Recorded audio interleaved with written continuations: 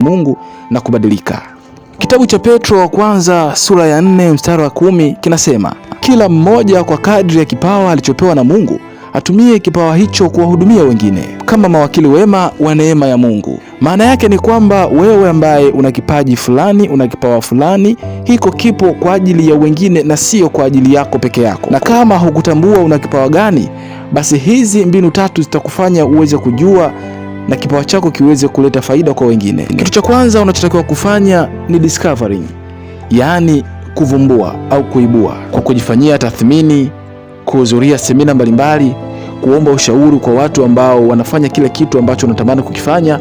Hapa itakufanya uweze kuibua kipawa chako na kujua kumbe uliumbwa kwa ajili ya kitu fulani hapa duniani. Na pia katika upande wa kuinua kipaji, baada ya kugundua kipaji chako ni kipi, basi mafunzo mbalimbali, maneno tofauti tofauti kwa watu ambao tayari walishafanikiwa, kuongozwa na watu ambao tayari walishafika pale unapotaka kufika, lakini pia kushirikiana na jamii na taasisi mbalimbali ambazo zinaweza zikakushika mkono juu ya talanta ulionayo.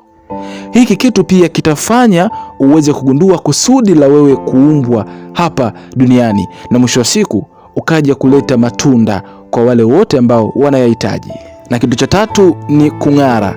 Baada ya kugundua, baada ya kuinua, sasa unang'ara, kuonyesha kipawa chako, kuonyesha kipaji chako, lakini pia kuwafanya watu waamini katika ulichonacho kupitia matamasha mbalimbali, lakini pia kwa ushuhuda wa yale yote ambayo umeyaona katika hicho kipawa chako. Mchungaji Lugano Mwakisolwe pia ameweza kuzungumza kwa undani zaidi juu ya maono ya mwaka katika kanisa. Tunaposema huu ni mwaka wa kuinua vipawa,